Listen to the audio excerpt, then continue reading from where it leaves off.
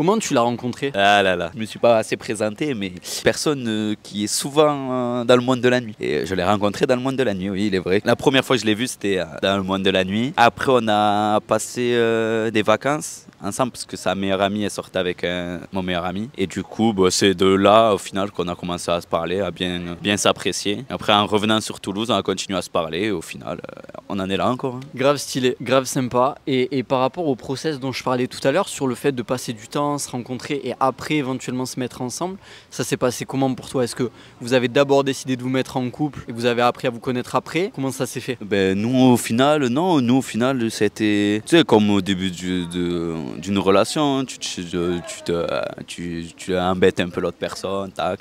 Non, après, on a appris à se connaître avant. Je sais pas, on a fait des sorties. Après, chacun sortait de son côté.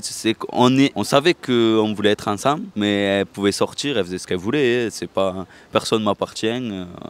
Et j'appartiens à personne, donc au final, tu veux prendre le micro, c'est ça? Ouais, ça c'est un truc important ce qu'il dit là. Rien ne nous appartient. C'est une punchline, je veux que tu te le répètes. Rien ne nous appartient. Il y a trop de gens sur cette terre qui pensent que un humain qui est pas né dans le ventre de ta propre mère, ça veut dire c'est pas ton frère, c'est pas ta sœur, et ils prennent possession de lui. Mais oh, redescends, t'es qui, tu vois? T'en penses quoi? Pour moi, c'est normal d'avoir cette vision-là. Mais du coup, ouais, après, nous, on a continué comme ça. Chacun faisait sa vie, mais on se voyait tout le temps, hein, tous les jours, mais chacun pouvait faire sa vie, chacun a ses activités, ses hobbies. Et après, au fil du temps, on a commencé à être habités sous le même toit, tout le temps resté ensemble. Au final, on a changé d'appart et on est... En fait, là, c'est comme si on était au début, hein, pour moi. On se connaît, tu vois, maintenant, je la connais, je pourrais te dire, je la connais presque par cœur. Mais il y a toujours des petits trucs, on fait comme si on était au début. Il n'y a pas de restriction, tu vois. Genre, personne va... Même si j'ai envie de sortir, elle va pas me dire non, tu sors pas. Ou même elle, si elle veut sortir, je vais pas lui dire non, tu sors pas. Fais ta vie, fais ta vie. Je sais que tu vas rentrer... on sera dans le lit ensemble, voilà. C'est ma vision, la vision que j'ai de là et où je suis même là. Ouais, un truc hyper intéressant et qui paraît pas Enfin, j'ai l'impression que c'est pas logique pour les gens alors que moi ça me saute aux yeux. Si tu te sens bien avec une personne, il se passe quoi Hugo quand tu te sens bien avec quelqu'un? Moi si je suis bien avec quelqu'un, j'ai envie de rester avec, discuter, apprendre à la connaître. Mais si tout se passe bien, ça dépend après. Ça dépend qui c'est que t'as en face, tu sais pas ce que l'autre ressent aussi, tu sais pas ce que l'autre veut, tu peux pas savoir. Yes, mais en général, si on prend un peu la base, je pense que si on se sent bien avec quelqu'un, on a envie de revoir la personne et de passer du temps avec et de repasser du temps avec. Et je pense que les gens, ils oublient ça en fait. C'est-à-dire qu'ils sont beaucoup plus concentrés justement sur le statut, de dire on est ensemble, plutôt que de faire passer un bon moment et une expérience à la personne pour que elle ait envie de revenir par la suite. Donc j'ai peut-être un mindset un peu trop câblé entrepreneur sur les clients, parce que c'est la même chose avec un client qui est bien servi, qui est satisfait du service ou du produit que tu lui proposes, il y a très peu de chances qu'il aille ailleurs. Et je pense qu'en couple, c'est la même chose. Si ça se passe bien, que tu es à l'écoute et que c'est génial, je veux dire, t'as pas à avoir peur que la personne elle aille ailleurs, t'as pas à la contrôler, à vérifier ci ou ça. T'en penses quoi toi? Voilà, il n'y a rien à penser. Après... Comment expliquer? Après, je comprends des fois des gens qui peuvent se dire... En fait, j'essaye de comprendre, parce que je peux pas comprendre. J'essaye de comprendre les gens qui disent « Ouais, mais c'est ma copine, nanani, nanana. » Oui, c'est ta copine. C'est une personne comme une autre, au final. C'est ta copine, mais si tu fais le con, ce sera plus ta copine. Si elle fait la conne, ça sera plus ta copine. C'est simple. Après, moi, comme je dis, faut pas se prendre la tête. Hein. Tu vis au jour le jour, et voilà. Hein, Après, quand je dis vivre au jour le jour, moi, je vis au jour le jour, mais je suis en couple, tu vois, je vais pas aller voir ailleurs, mais je vis ma vie comme si je devais la vivre, pas en tant que célibataire, mais en tant que personne normale, tu vois. Faut arrêter de se... Moi, je dis, dans la vie, faut arrêter de se prendre la tête. Après, même toi, là, t'es trop truc entrepreneur. Ça doit être naturel, ça doit même pas se dire ça. Le truc doit être naturel, c'est juste pour moi. Là, tu m'as fait un truc, mindset, je sais pas quoi, mais non, faut que ce soit naturel. Si c'est pas naturel, si là, tu penses comme ça veut dire que c'est... Quand tu vas y aller, tu vas penser comme ça. Alors qu'il faut pas, faut que ce soit naturel, faut que ce soit fluide, tac.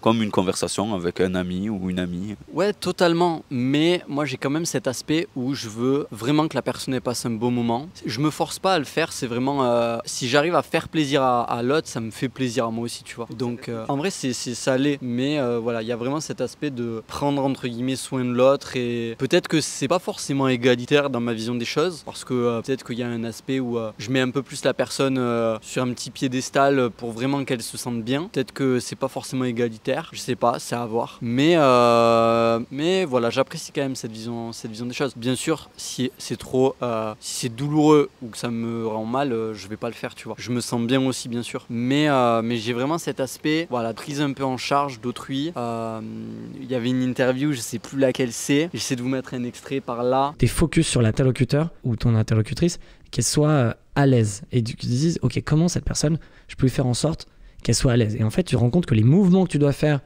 et ce que tu dois dire, tout est adapté autour de cette personne pour qu'elle soit dans une situation hyper confortable. Et en fait, tu l'utilises même dans ta vie perso quand tu reçois des gens chez toi.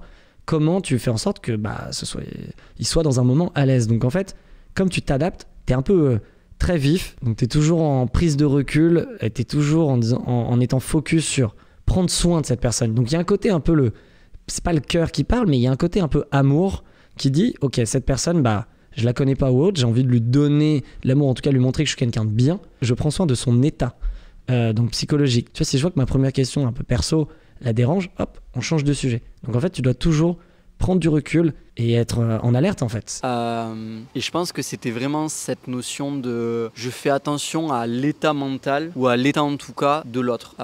J'ai un peu cette responsabilité de la voir, le voir, passer du temps avec et faire en sorte que la personne se sente bien. Mais attention, je vais lancer un autre débat qui est important. Que la personne se sente bien, yes, mais selon ses critères à elle, pas tes critères à toi. Ça veut dire quoi? Je prends un exemple concret. T'es un jeune homme ou une jeune fille qui a été tout seul durant sa vie, a pas eu trop de personnes à qui se confier, a dû se débrouiller par lui-même ou par elle-même, tu vas pas forcément avoir une personnalité où tu vas confier tes difficultés ou tes problèmes. Et il n'y a aucun problème là-dessus et ça se respecte. Mais si toi, à côté, quand tu as une personne comme ça, tu forces le truc en disant il faut que tu me racontes tout, quand ça va pas, faut que tu m'en parles, et nanani, et nanana, alors que c'est pas le langage et le mode de langage de l'autre, il faut que tu le respectes. Parce qu'il y a beaucoup de gens qui vont imposer leur vision des choses et notamment cette vision devoir communiquer, parler à autrui. Ils vont lui imposer. Et ils vont même aller au-delà. Franchement, moi je trouve qu'il y a vraiment des problèmes psychologiques là-dedans, je le dis. Mais il y a vraiment des gros problèmes psychologiques et il faut peut-être consulter. Mais même qui vont interpréter le fait que la personne ne leur dise pas les choses, ne se confie pas à eux, ils vont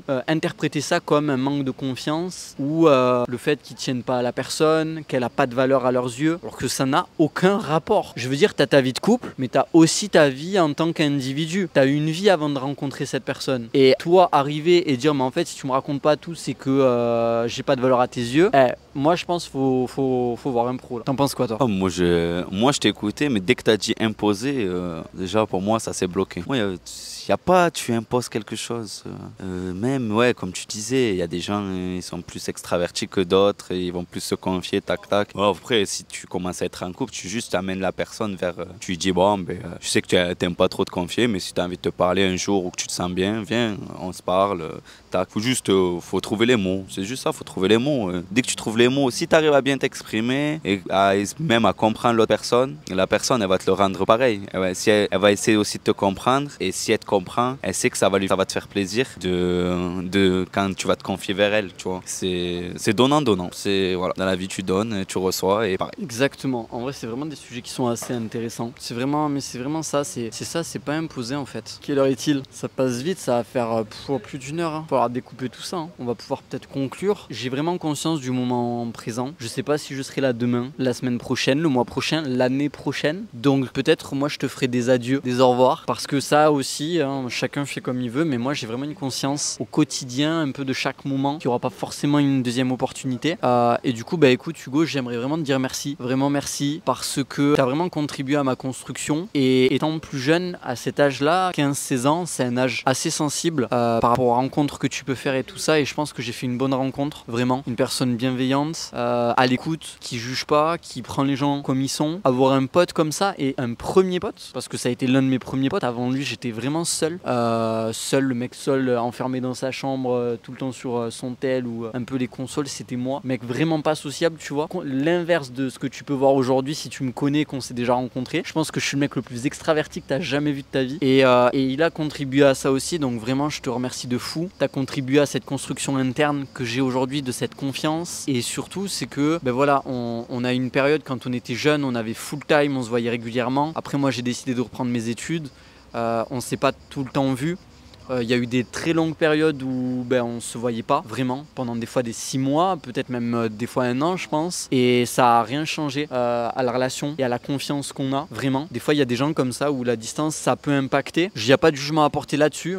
En tout cas nous ça n'a pas changé quoi que ce soit. Là on se retrouve un petit peu plus en ce moment par rapport à avant, parce qu'on a plus de temps aussi. Personnellement moi aussi, parce que j'ai enchaîné trop là, les études c'était abusé. Là je prends plus de temps un peu pour faire les choses. Et du coup voilà. Donc franchement juste merci. T'es un mec en or comme tes cheveux. On va essayer de tout avoir en or aussi. Il sort des petites punches. Et juste ouais, je te souhaite vraiment le meilleur mec. Tu le mérites de fou. Je te souhaite vraiment d'être heureux. Continue d'en avoir vraiment rien à faire du regard des gens. Vraiment, vraiment. Parce que c'est catastrophique d'être attaché au regard des gens. On s'en tape. Sois heureux avec toi-même, avec ton entourage. Et c'est déjà énorme. Si t'es en paix avec toi-même et une partie de ton entourage, franchement c'est énorme comme taf. Donc let's go. Et est-ce que toi t'as un petit mot toi? Eh bien, comme tu as dit, regarde, ça fait, comme on disait au tout début de l'interview, ça fait 10 ans, 11 ans. Là. Bah ouais, pour moi, après, comme tu disais, moi, la distance, ça ne changera rien. À des collègues on a en commun, comme Thomas et tout, même si pendant longtemps, je les vois pas. Dès qu'il vient à Toulouse, on essaie de se capter.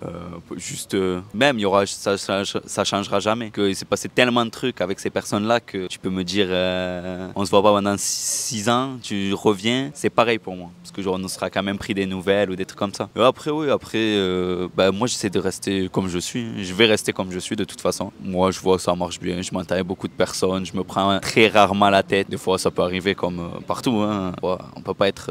Déjà, de toute façon, on peut pas être parfait. Et du coup, merci d'être là, d'avoir fait cette interview déjà. Et qu'est-ce que je peux dire aussi?